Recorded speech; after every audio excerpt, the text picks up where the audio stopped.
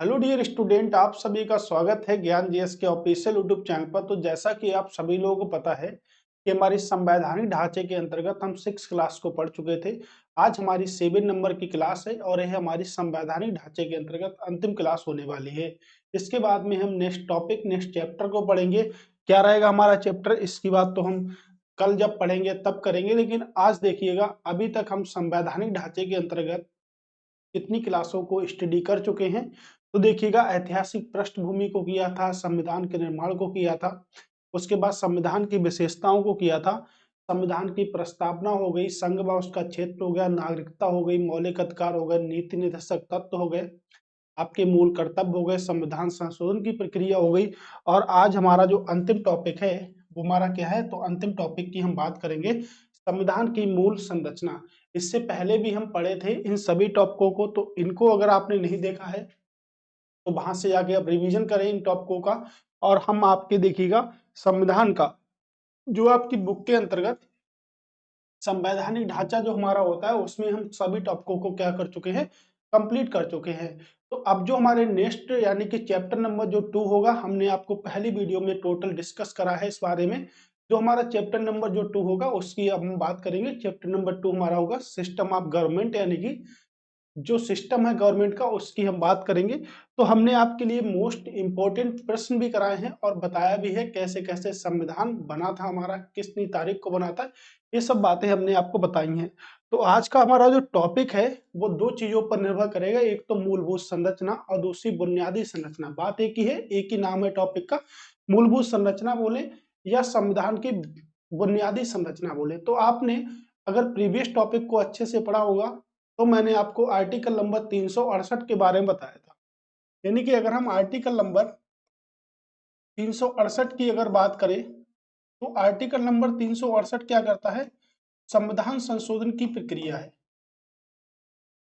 संविधान संशोधन की प्रक्रिया है। तो देखिएगा, संविधान संशोधन की प्रक्रिया को दर्शाता है आर्टिकल नंबर 368। और शायद ये लोगों को आप लोगों को बहुत अच्छी तरह से पता होगा क्योंकि आप पहली क्लास को कंप्लीटली पढ़ के आए हैं। इससे पहले जो क्लास थी उसको कंप्लीट पढ़ के आए हैं। और आपने ये भी देखा था कि ये भारतीय संविधान के भाग नंबर 20 के अंतर्गत आता है और संविधान संशोधन की प्रक्रिया को हमने दक्षिण अफ्रीका से लिया है। दक्षिण अफ्रीका से लिया है संविधान संशोधन की प्रक्रिया को।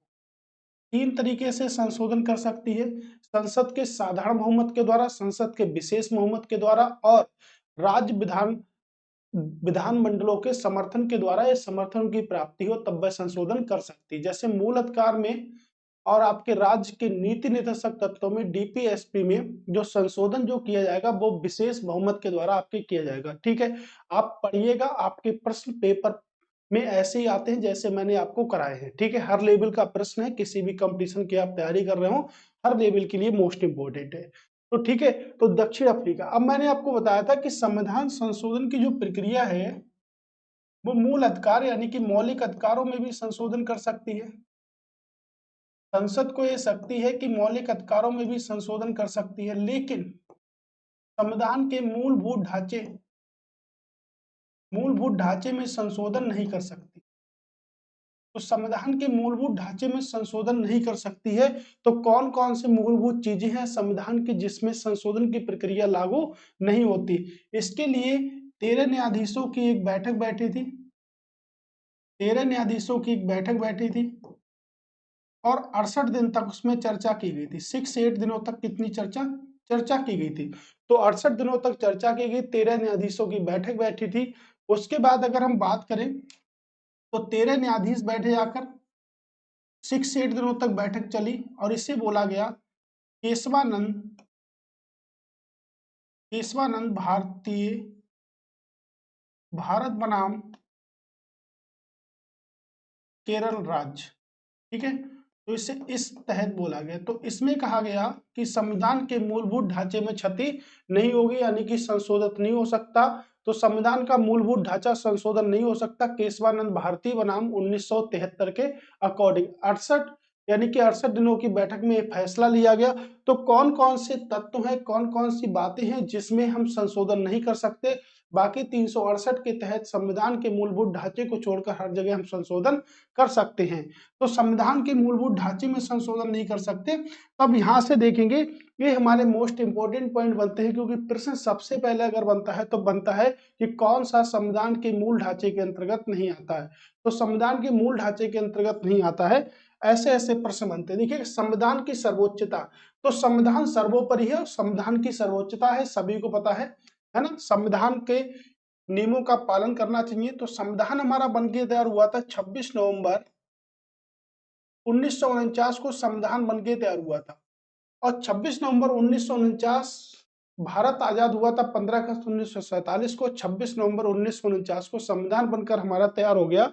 जब तैयार हो गया तब भारत में मूल कर्तव्यों के रूप में शामिल कर दी गई ये बात कि भाई संविधान के नियमों का पालन करेंगे, और संविधान को क्या करेंगे, उसका पालन करेंगे, जो भी इसमें नियम रखे गए हैं उन सभी का क्या करेंगे, पालन करेंगे। फिर दूसरा पॉइंट है, भारतीय राजनीति की सार्वभौमिक, लोकतांत्रिक तथा गणराज्यत्मक प्रकृति, यानी कि नेचर जो हमारा होगा वो भी आपके किसमें, मूलभूत ढांचे के अंतर्गत आएगा।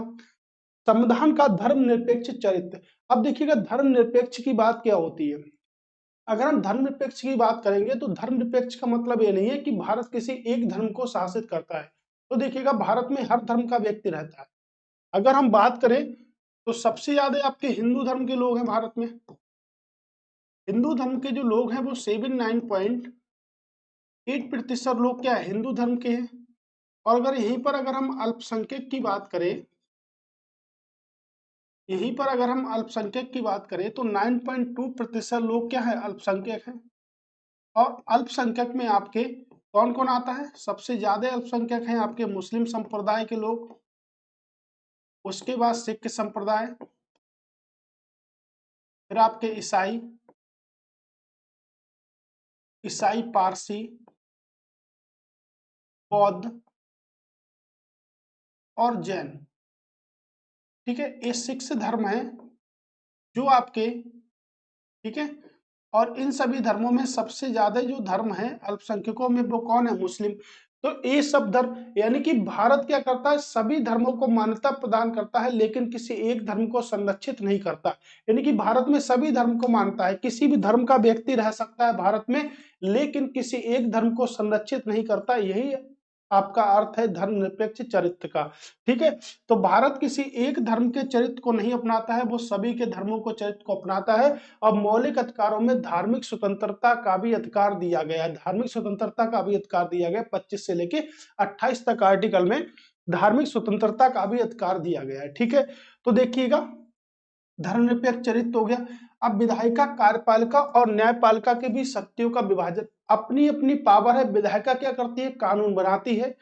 कार्यपालिका क्या करेगी, उसको पारित करेगी। और न्यायपालिका क्या करेगी, उसकी व्याख्या करेगी। फिर से सुनिएगा, विधायिका कानून बनाती है, कार्यपालिका क्या करती है, उसको पारित करती है, और न्यायपालिका क्या करती है, उसकी व्याख्या करती है। यानी कि ओवरऑल कानून कैसा है कैसा नहीं है, ये सब क्या करेगी, व्याख्या करेगी। ठीक है, इसको भी हम डिटेल पार्ट में समझेंगे, लेकिन अभी के लिए आप इतना ही समझे। ठीक है, तो ये भी आपके लिए मोस्ट इंपोर्टेंट है। संविधान का संघीय स्वरूप हम नेक्स्ट टॉपिक पढ़ेंगे, लेकिन अभी हम समझ सकते हैं कि संविधान की संघीय व्यवस्था हमने किस देश से ग्रहण की थी, कनाडा से हमने संघीय व्यवस्था को ग्रहण किया था भारतीय संविधान में। राष्ट्र की एकता व अखंडता, अखंडता के शब्द को हमने 42वां संविधान संशोधन 1976 के तहत जोड़ा गया था। अगर आपने एक एक क्लास देखी होगी तो आपको एक एक पॉइंट यहाँ पर समझ में आएगा, क्योंकि ये उसका निचोड़ है। ठीक है, राष्ट्र की एकता और अखंडता हो गई आपकी। कल्याणकारी राज्य, यानी कि सामाजिक आर्थिक कल्याणकारी राज्य किसका उद्देश्य था आपके, DPSP, directive principle of state policy, यानी कि राज्य के नीति निर्देशक तत्वों का जो उद्देश्य था वो क्या था, कल्याणकारी राज्य की एक स्थापना करना। ठीक है, उसके बाद देखिएगा, न्यायिक समीक्षा कहां से ली हमने, अमेरिका से ग्रहण की थी। संघीय व्यवस्था कहां से ली हमने, ठीक है, संघीय व्यवस्था हमने कनाडा से ली। व्यक्तिगत स्वतंत्रता और उसकी गरिमा, यानी कि व्यक्ति की स्वतंत्रता व गरिमा भी है। संसदीय पद्धति हमने कहां से ली है, तो संसदीय पद्धति को हमने ब्रिटेन से लिया है। कहां से लिया, आपके ब्रिटेन से लिया है। ठीक है, तो देखिएगा, ये सभी क्या है, संविधान के अंतर्गत शामिल है, और संविधान के मूलभूत ढांचे के अंतर्गत शामिल है। ठीक है, संविधान के मूलभूत ढांचे के अंतर्गत ये सभी क्या है, शामिल है। ठीक है, इसको याद रखिएगा, संविधान के मूलभूत ढांचे के अंतर्गत ये सभी क्या है, शामिल हैं आपके। ठीक है, तो याद रखिएगा, पीडीएफ जरूर ले लीजिएगा इसकी आप लोग।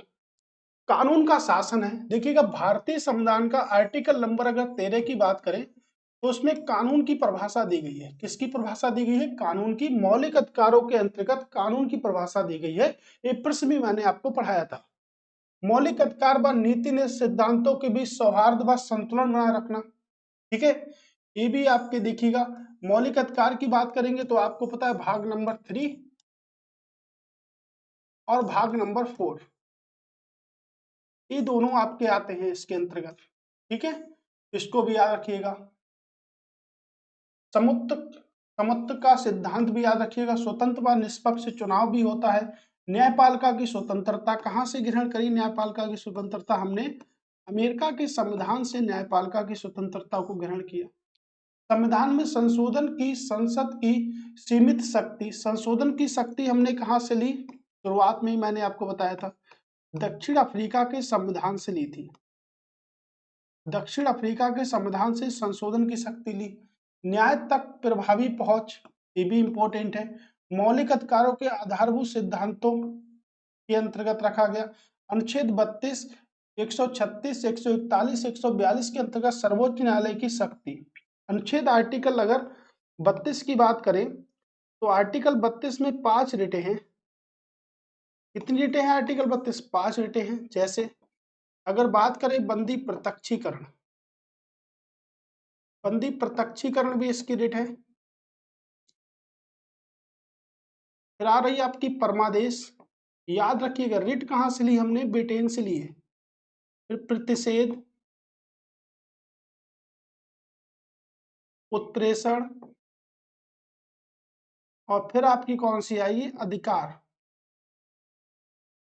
ठीक है, 5 रिटें हैं जिसे डॉक्टर BR अम्बेडकर ने संविधान की आत्मा कहा था। तो आर्टिकल नंबर 32 ये भी इंपॉर्टेंट है। अब देखिएगा 226, 227 के अंतर्गत उच्च न्यायालय की शक्ति। अगर हमारे मौलिक अधिकारों का मैंने आपको पढ़ाया था, हमारा क्या होता है? कोड होता है। और कोर्ट हमारे पास में 2 प्रकार के हैं, एक तो सुप्रीम कोर्ट है और दूसरा आपके क्या है? हाई कोर्ट है। अगर हमारे मौलिक अधिकारों का हनन होता है तो हम आर्टिकल नंबर 32 के अंतर्गत कहाँ जाएंगे? सुप्रीम कोर्ट जाएंगे। तो आर्टिकल नंबर 32 के अंतर्गत सुप्रीम कोर्ट और आर्टिकल नंबर 226 के अंतर्गत कहाँ जाएंगे? हाई कोर्ट जाएंगे। ठीक है, तो 226 के अंतर्गत हाई कोर्ट जाएंगे क्योंकि हमारे मौलिक अधिकारों का संरक्षक कौन है? तो हमारे मौलिक अधिकारों का जो संरक्षक है वो आपके कौन है? सुप्रीम कोर्ट, यानी कि न्यायपालिका है हमारे। तो देखिएगा मौलिक अधिकारों का हनन होता है तो हम राज्य के अकॉर्डिंग 226 का प्रयोग करेंगे और केंद्र के अकॉर्डिंग अनुच्छेद नंबर 32 का प्रयोग करेंगे। तो किसमें पावर ज्यादा है?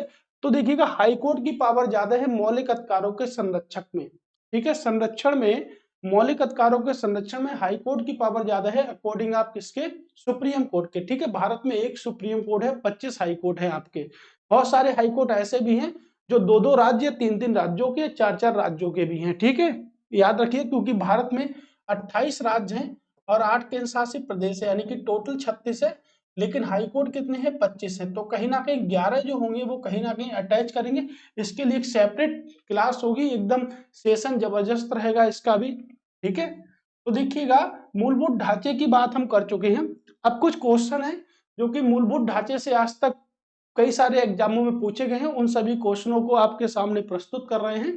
ठीक है, तो याद रखिएगा जो क्वेश्चन यहाँ पर आपको कराए जा रहे हैं वैसे ही प्रश्न आपके पेपर में आएंगे। वीडियो हमेशा रहेगा, आप देख भी सकते हैं इस चीज को कि क्या संविधान में उसी प्रकार के प्रश्न पूछे गए जिस प्रकार के प्रश्न कराए गए। देखिएगा ये आपको फ्री ऑफ कॉस्ट कोई कराने वाला नहीं है। ठीक है, कोई ऐसे प्रश्न आपको फ्री ऑफ कॉस्ट नहीं कराएगा, लेकिन आपको मैं बता दूं ये प्रश्न वही हैं जो आपके पेपर में आए हैं। ऐसा नहीं प्रीवियस ईयर है, लगातार चल रहा है। आपको देखिए चैप्टर वाइज चल रहा है, जो भी चैप्टर से अकॉर्डिंग प्रश्न पूछे गए थे वही प्रश्न आपके चल ही रहे हैं यहाँ पर। ठीक है, तो देखिएगा निम्नलिखित में से किस मामले में संवैधानिक संशोधन अधिनियम के लिए को रद्द करने के लिए सर्वोच्च न्यायालय द्वारा उपयोग किए जाने वाले मूल संरचना सिद्धांत का उपयोग किया गया है? पहले तो इतना बड़ा प्रश्न है कि इसको प्रश्न को ही समझना होगा हमें अच्छे से।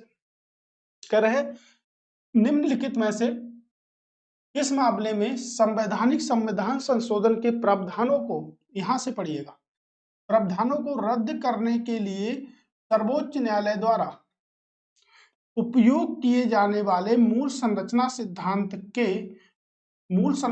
सिद्धांत का उपयोग किया गया था। यानी कि प्रश्न यह है कि रद्द करने के लिए सर्वोच्च न्यायालय द्वारा जो सिद्धांत उपयोग किए गए उनको इसमें से बताना है।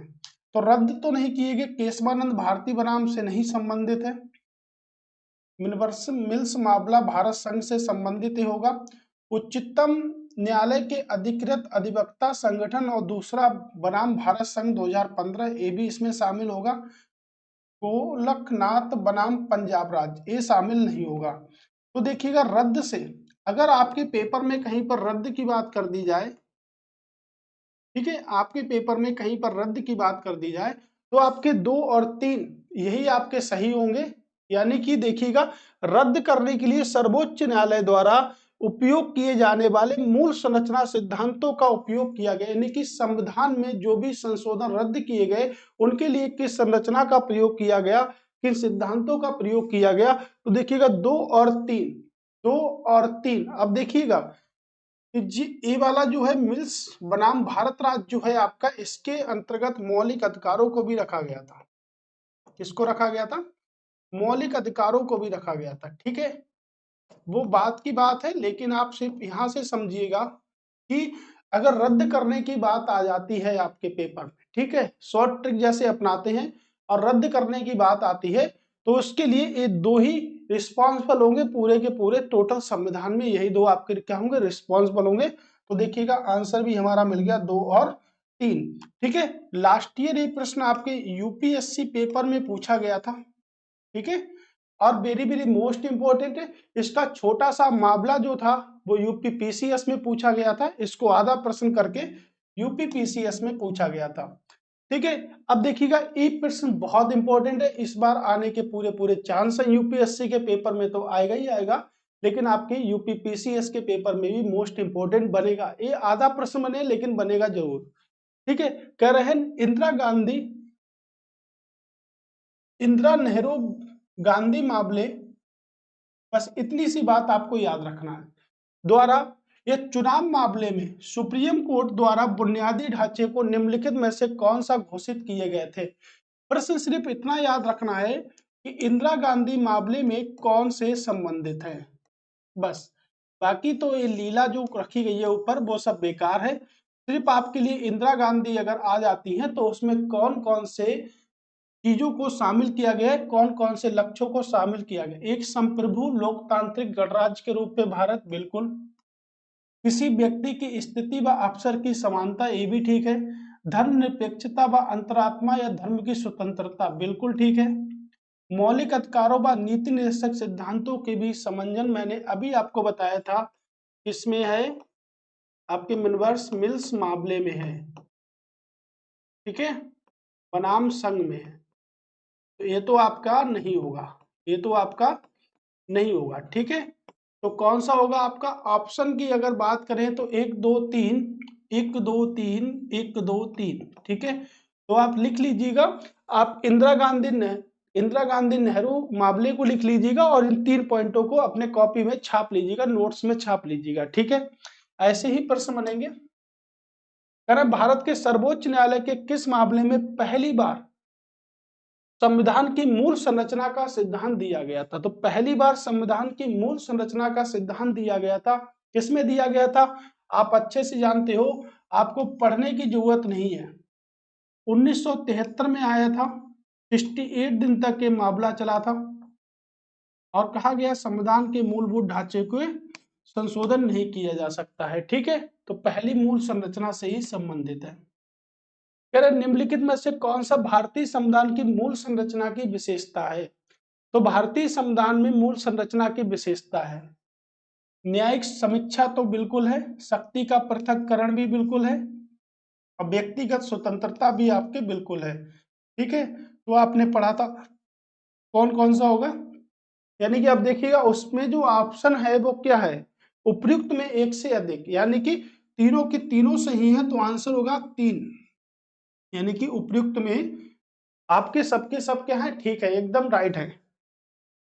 ओके, ये सब प्रश्न आपके पेपर में आए हैं। निम्न इनमें से किस मामले को संसद का 24वां संवैधानिक संशोधन अधिनियम बनाने के लिए प्रेरित किया गया? मैंने आपको संशोधन में पढ़ाया था कि जो 24वां संविधान संशोधन जो था वो किससे संबंधित था? फंडामेंटल राइट से, यानी कि मौलिक अधिकार से संबंधित था। किससे संबंधित था? आपके मौलिक अधिकार से संबंधित था। ठीक है, लेकिन अगर इसमें हम बात करेंगे तो इसका जो आंसर होगा वो कौन सा होगा? गोलकनाथ। क्या होगा आंसर? गोलकनाथ। ठीक है, बिल्कुल ऐसे ही याद करिएगा, क्योंककि इसमें ज्यादा समझने वाली बात है नहीं, सीधे सीधे इसके आंसर लगते हैं। इस मामले में सर्वोच्च न्यायालय ने माना कि संसद अनुच्छेद 368 के तहत मौलिक अधिकार सहित संविधान के किसी भी भाग में संशोधन कर सकती है। संविधान के किसी भी भाग में संशोधन कर सकती है। किसमें माना गई ये बात? ठीक है, तो संविधान के किसी भी भाग में संशोधन कर सकती है। देखिएगा, ए भी नहीं होगा, ए भी नहीं होगा, ए भी नहीं होगा, आपका क्या होगा? Answer number D. ठीक है, आंसर नंबर डी ये बात मानी गई थी। नेक्स्ट क्वेश्चन, केशवानंद भारती मामले में निम्नलिखित में से किस तत्व को संविधान की मूल संरचना में नहीं जोड़ा गया है? तो किस तत्व को संविधान की मूल संरचना में नहीं जोड़ा गया है? व्यक्ति की स्वतंत्रता को जोड़ा गया है, विधायिका कानून बनाती है, ये पारित करती है कार्यपालिका, और एक कानून की व्याख्या करती है। संविधान की सर्वोच्चता भी हो गई, तो क्या न्यायिक समीक्षा? ये जब क्वेश्चन पूछा गया था तो इसका आंसर न्यायिक समीक्षा ही माना गया था। ठीक है, क्या है? न्यायिक समीक्षा जो है वो इसका राइट आंसर है। ठीक है, क्योंकि इसमें और तो कोई निकल नहीं रहा, तो न्यायिक समीक्षा को मान सकते हैं। निम्नलिखित में से कौन मूल संविधान का हिस्सा नहीं है? अब देखिए, आपके प्रश्न पत्र में ऐसा ही प्रश्न बनेगा कि मूल संविधान का हिस्सा नहीं है। तो देखिएगा, जो भी आपके मूल संविधान के अंतर्गत जो भी बातें हैं, जैसे ये देख लीजिएगा। ठीक है, ये वाली जो बातें हैं आपकी, ये कंप्लीट जो बातें हैं आपकी, ये सब आपके लिए आनी चाहिए। ठीक है, ये बातें आपको सब आनी चाहिए, ये सब आपके पास होनी चाहिए, और आप आराम से क्वेश्चन को सॉल्व अच्छे से कर देंगे, मुझको पता है। ठीक है, क्वेश्चन को अच्छे से सॉल्व कर सकते हैं। अब इसमें देखिएगा, स्वतंत्र व निष्पक्ष चुनाव तो है, बिल्कुल है। ठीक है,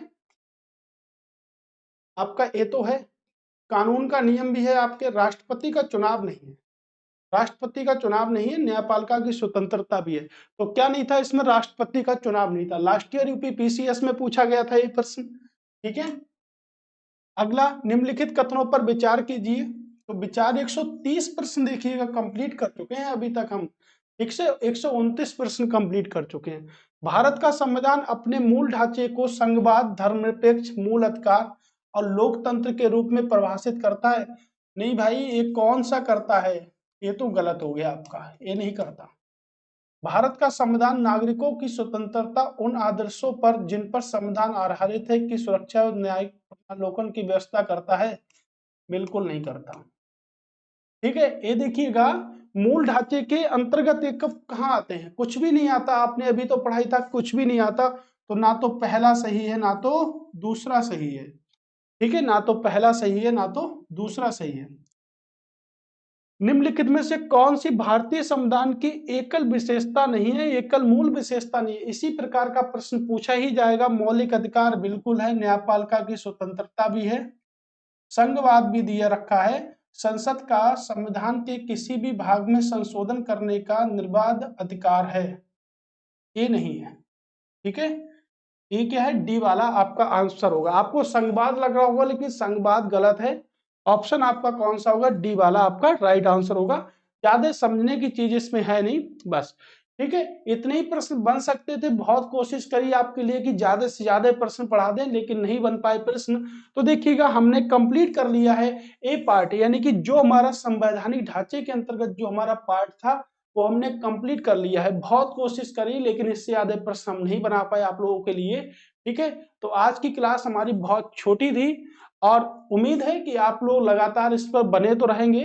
ठीक है, अब हम कल से अपने दूसरे टॉपिक की ओर मूव करने वाले हैं। अब कल से हम फिर से एकदम बिंदास तरीके से पढ़ेंगे और बड़ी बड़ी क्लासें पढ़ेंगे कल से। तो आज की क्लास तो आपकी बेहद छोटी थी, और अभी तक की क्लासों के अकॉर्डिंग देखा जाए तो बहुत ही छोटी थी, लेकिन आज आपके लिए मैंने 7th क्लासों को कंप्लीट कर दिया है। कल से जो हमारा टॉपिक रहेगा वो रहेगा सरकार की प्रणाली।